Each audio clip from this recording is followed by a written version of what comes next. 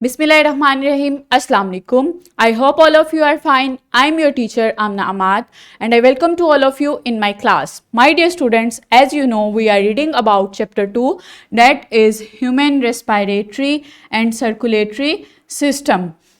आज हम जो लेक्चर पढ़ने जा रहे हैं that is lecture 6 about emphysema and health of respiratory system. आज हम दो टॉपिक पढ़ेंगे, एम्फिसीमा और health of respiratory system. So इसके लिए एसएलओ देख लेते हैं.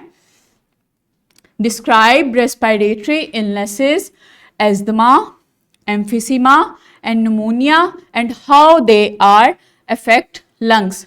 एस्थमा और निमोनिया आप पहले पढ़ चुके हैं. आज जो हमने पढ़ना है दैट इज एम्फिसीमा.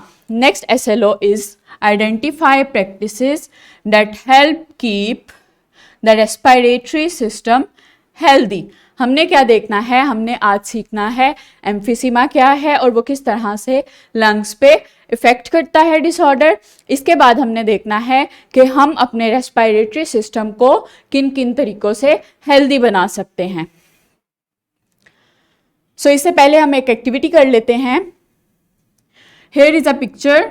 आप ये पिक्चर देखें और मुझे बताएं, do you familiar this picture? ये क्या है? Yes, this picture is of asthma. ये पिक्चर डिसऑर्डर शो कर रही है that is called asthma. Asthma में क्या होता है? एस्थमा में जो एयरवेज जो ट्यूब्स होती हैं, ब्रोंकियल ट्यूब्स होती हैं, उसमें क्या हो जाता है, उसमें इन्फ्लेमेशन हो जाती है, उसमें इन्फेक्शन हो जाता है, जिसकी वजह से शॉर्टनेस ऑफ ब्रेथ हो जाती है. सांस लेना जो है वो मुश्किल हो जाता है. Next is a question, what is pneumonia? इसका मुझे आंसर दें. निमोनिया जो है वो क्या है? गुड. निमोनिया में जो एयर सैक्स होती हैं, एल्वियोलाई, वो क्या, उसमें क्या हो जाता है, उसमें इन्फ्लेमेशन हो जाती है और पस हो जाती है. ये किसकी वजह से होती है? ये बैक्टीरिया और वायरसेस की वजह से होती है. वायरसेस या बैक्टीरिया जो है वो इन्फेक्शन कॉज कर देते हैं इन एल्वियोलाई और जो एयरवे ट्यूब्स होती हैं उनमें, जिसकी वजह से वहाँ पे इन्फेक्शन हो जाता है और इन्फ्लेमेशन हो जाती है, जिसकी वजह से सांस लेना जो है वो मुश्किल हो जाता है. उनमें पस पड़ जाती है, जिसकी वजह से जो पेशेंट है निमोनिया का वो इजीली सांस नहीं ले पाता. ये आपको स्क्रीन पे नॉर्मल एल्वियोलाई दिखाई गई हैं. These are tiny air sacs. ये टाइनी एयर सैक्स जो हैं लंग्स में होती हैं फॉर गैसियस एक्सचेंज. जो कार्बन डाइऑक्साइड और ऑक्सीजन में जो ऑक्सीजन का जो एक्सचेंज होता है वो इन एयर सैक्स में होता है, दैट आर एल्वियोलाई. ये नॉर्मल एल्वियोलाई है, ये नॉर्मल स्ट्रक्चर है. जब इन एयर सैक्स में इन्फेक्शन हो जाता है, जब इन एयर सैक्स की जो वॉल्स हैं वो डैमेज हो जाती हैं, रप्चर हो जाती हैं, तो क्या होता है, इनके वीक हो जाने की वजह से सांस लेना जो है वो मुश्किल हो जाता है और इस कंडीशन को कहते हैं एम्फिसीमा. ये एम्फिसीमा जो है वो किस वजह से होता है, इसके कॉजेज क्या हैं? ये स्मोकिंग की वजह से होता है. जो स्मोकर्स होते हैं उनमें मोस्टली होता है, और जो लोग ज़्यादा जिनका एक्सपोजर केमिकल्स या फिर डस्ट में होता है या फिर धुएं में होता है, उनमें मोस्टली ये बीमारी आ जाती है. और ये बीमारी जो है दैट इज़ परमानेंट.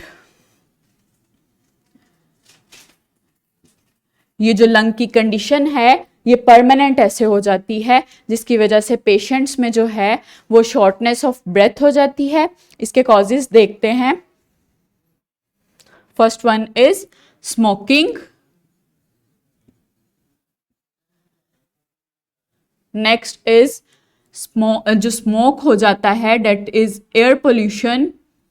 हवा में जो गाड़ियों और फैक्ट्रियों वाला जो एरिया होता है वहाँ पे ज़्यादातर स्मोक रहता है, केमिकल्स का धुआं रहता है, तो उन इलाकों में रहने वालों में ज़्यादातर ये बीमारी आ जाती है। नेक्स्ट इज केमिकल फ्यूम्स में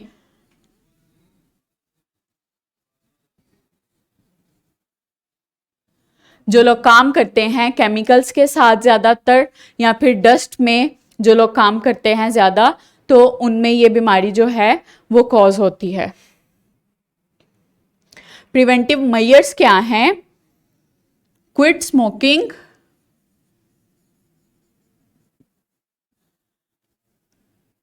जो स्मोकर्स हैं उनसे दूर रहें और मास्क पहने।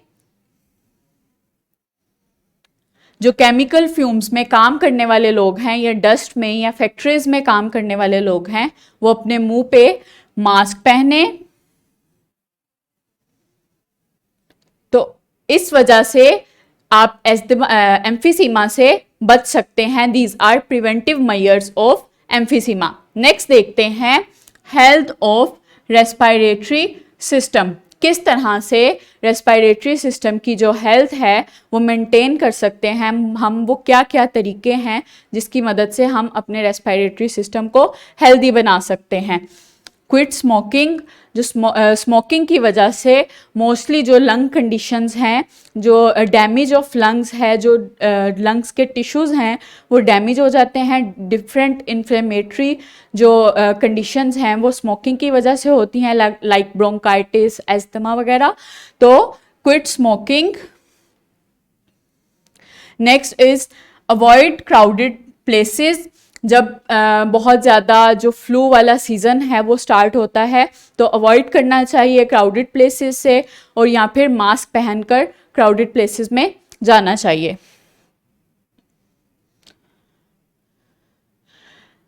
ओरल हाइजीन जो है उसको इंश्योर करना चाहिए। दांत जो हैं वो हमेशा साफ करने चाहिए। इसके अलावा हैंड वॉश करने चाहिए before eating,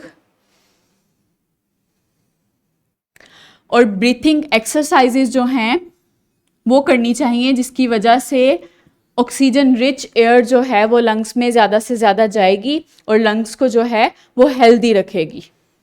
so these are different ways जिसकी मदद से हम रेस्पिरेटरी सिस्टम को हेल्दी रख सकते हैं। हेयर इज़ एन एक्टिविटी जो टीचर्स अपने स्टूडेंट्स से परफॉर्म करवाएं। डिवाइड क्लास इन 2 ग्रुप्स और उनको कहें कि आपने डिफरेंट स्टोरीज लिखनी है। ईच ग्रुप ने जो है वो 2 स्टोरीज लिखनी है। 1 group will write about negative effects on lungs through smoking, pollution etcetera. जो फर्स्ट ग्रुप है वो क्या करेगा, नेगेटिव इफेक्ट्स लिखेगा अबाउट ऑन लंग्स, के किस तरह से लंग्स पे नेगेटिव इफेक्ट्स आते हैं ऑफ स्मोकिंग एंड पोल्यूशन। जो सेकेंड ग्रुप है वो क्या करेगा, पॉजिटिव इफेक्ट्स लिखेगा on lungs through swimming, taking precautionary measures such as wearing mask. जो सेकेंड ग्रुप है वो पॉजिटिव इफेक्ट्स लिखेगा कि किस तरह से लंग्स पे पॉजिटिव इफेक्ट्स आते हैं through swimming, different activities, different breathing exercises और प्रिकॉशनरी मेजर्स से like wearing mask etcetera.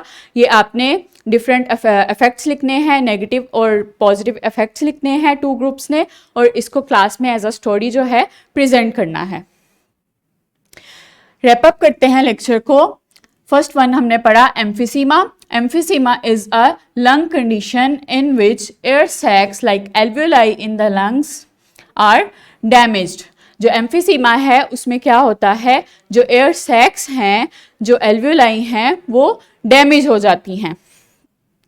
It's main symptom is shortness of breath and it caused by smoking and air pollution. इसके जो causes हैं वो क्या हैं, एयर पोल्यूशन और smoking, और इसमें क्या होता है, इसमें सांस लेने में तंगी होती है। नेक्स्ट हमने पढ़ा ways to keep respiratory system healthy.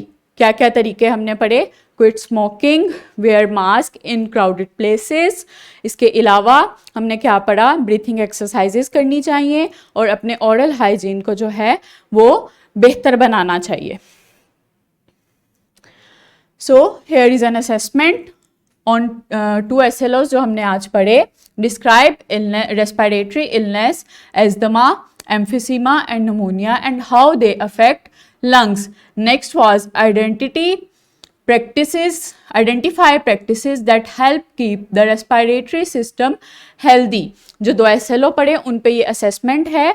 आपने क्या करना है, अपने टीचर से ये प्रिंटेड फॉर्म में लेनी है, या आपको डिस्क्रिप्शन बॉक्स में भी मिल जाएगी। इसको आपने अटेम्प्ट करना है और अपने टीचर्स को दिखाना है।